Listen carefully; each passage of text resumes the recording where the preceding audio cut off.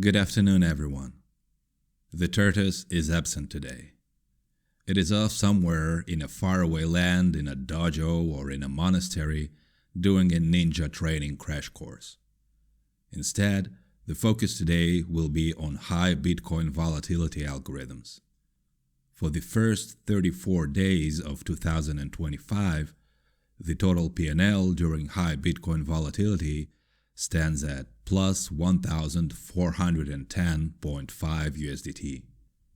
This video will specify what can be regarded as high Bitcoin volatility conditions and will explain in detail the shots group algorithms used in Moontrader on Binance to achieve the above P&L. Warning: this is not an instruction. This is not advice. This is only a description of observed behaviors and the ways these were handled by the specific algorithms on the specific days in question. The viewer shall be solely responsible for their own decisions, actions, and outcomes. For the purpose of scalping, high volatility is generally characterized by a rapid drop in the price of Bitcoin. According to observations, this generally leads to similar or even more dramatic drops and volatile behavior for other coins, often manifested as multiple shots. A rapid rise in the price of Bitcoin is, by definition, also high volatility. However, the principles further described will apply only to drops. The circumstances and reasons for such drops are outside the scope of this video. For this type of trading, the rate of Bitcoin volatility is a prime consideration. Losing 2% in 24 hours is not rapid and usually does not cause increased volatility in other coins, such that can be taken advantage of by scalping. Losing 2% over 5 minutes is and does. This is what a gradual drop looks like, and here is a rapid drop for comparison. Generally, what is considered a volatile Bitcoin that could cause a market-wide change in behavior starts at the absolute delta of 0.5% over 5 minutes. Others may use different percentage values over different time frames. The greater the percentage value, the greater the resonance of the other coins could be expected, and the more shots they may exhibit. This is how altcoins may behave during high volatility. Specifically for the buy side, the objective is to open a long position at the lower part of the shot and close it immediately at a higher price as the shot rapidly rolls back. Consideration is also given to the behavior of the exchange under these conditions. Volatility means an increased rate of trading by actors on the exchange, thus increasing the load on the exchange servers and consequently lowering its capability to process requests in a timely manner. This is known as high trade latency. The above points are taken into account when building the algorithm suited for high volatility. What follows is a detailed description of the algorithms used, highlighting their main features, especially where they are different from those used in a low volatility market. The two distances used are 1.7% and 2.8%.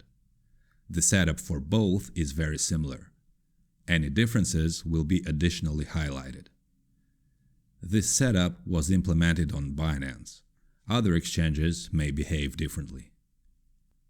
First, what defines the algorithm as high volatility is the other symbol delta filter. The asset is BTC USDT futures, and the lower value for 5-minute absolute delta is 0.42%. As mentioned earlier, high volatility is set to start at 0.5%. This value is chosen specifically to start the algorithm slightly earlier, so that it is ready for if and when the action starts.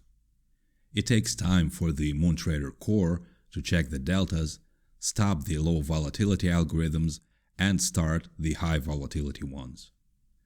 The Bitcoin delta cap for the low volatility algos is set at 0.4%. This small offset makes sure that both sets of algorithms do not run at the same time, and that there is room for the core to stop and start the relevant algos. The upper limit of the range is chosen empirically for the specific shot distance. This 6.2% is for the distance of 1.7 for the coin.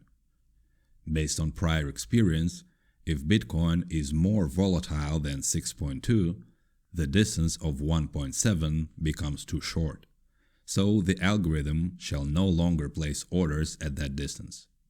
Also, the cancel if out of range box is checked, so that the algorithm cancels any of its active orders as it itself becomes inactive.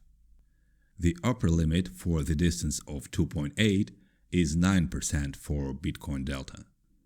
So up to 6.2, both distances run in parallel, and after 6.2, only the higher distance remains active. Beyond 9%, it is anybody's game and anybody's guess as to what may happen. A choice was made to not participate. The take profit is set to 0.3%. There has been some criticism of the validity of such small take profit values for such large distances, especially when high volatility shots tend to have good rollbacks. By the same token, it can be said that good rollbacks make for favorable price squeezes. In fact, based on statistics, even with the setting of 0.3, the average take on high volatility algos is 0.62. The intention of this algo is to close the position as fast as possible and free up the frozen margin for the next shot. The same intention dictates the very low stop-loss value of 0.2. If profit is not taken, close the position and move on. Statistics say that the average stop is minus 0.82% anyway due to unfavorable squeezes. During high volatility, speed is key. Because of the limited capability of the exchange servers to process requests, it is imperative to have only the very necessary minimum of information to be exchanged.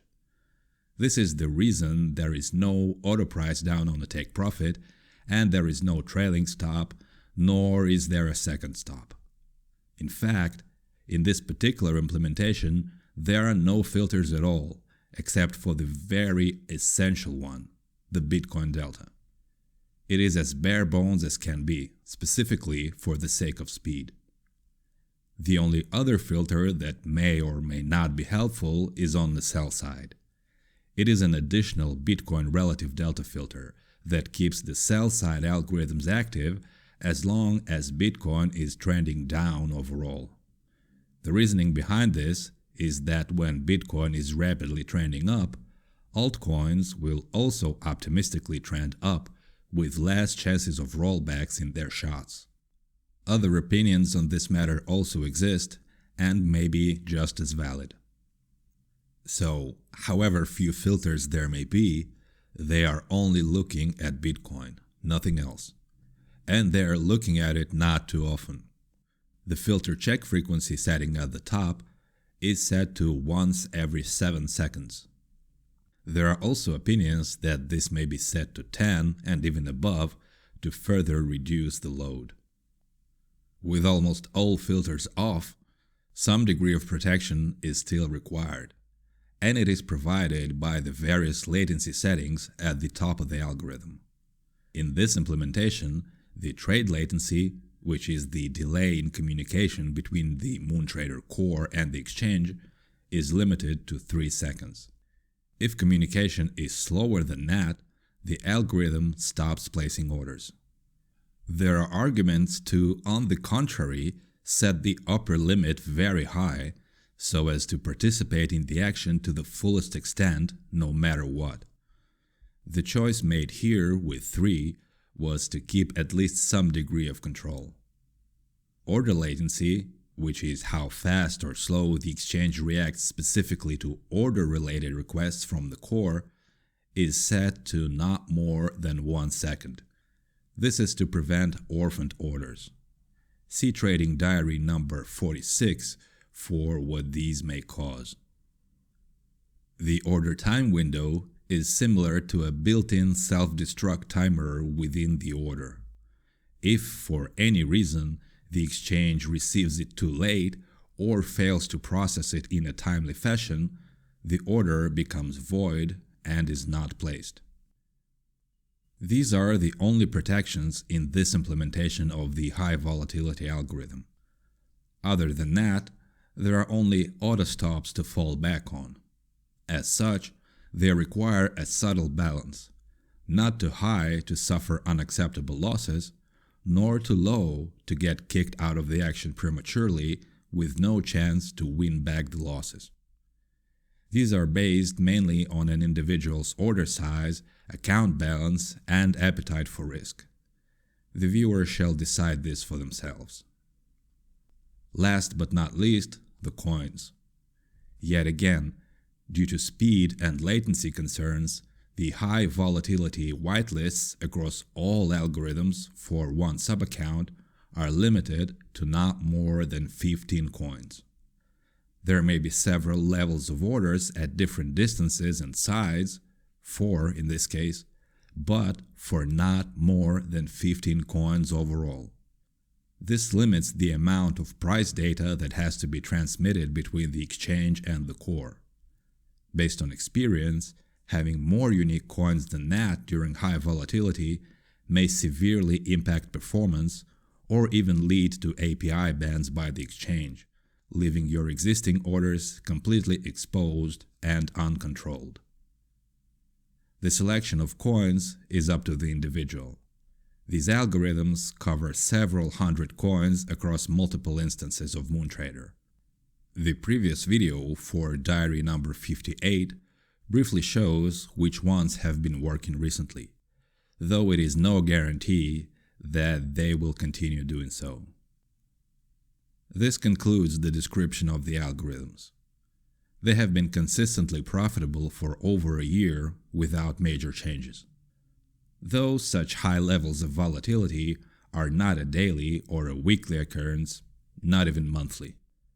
The video for Trading Diary number 38 covers in much detail the statistical performance data for these algorithms during 2 major Bitcoin drops in early 2024. For comparison, here is the spreadsheet from that video, supplanted to the right with the performance data from the most recent volatile day, which happened between February 2nd and 3rd, 2025. Note that the most recent drop was far less dramatic, with the 5-minute absolute Bitcoin delta not exceeding 2.63%, whereas on the prior 2 occasions shown, it was over 6%. As a corollary, the number of trades is also much lower, at only 150 versus 283 and 653. Also note the average duration of an open position. In the first 2 examples, it is 1 second. Everything closed fast.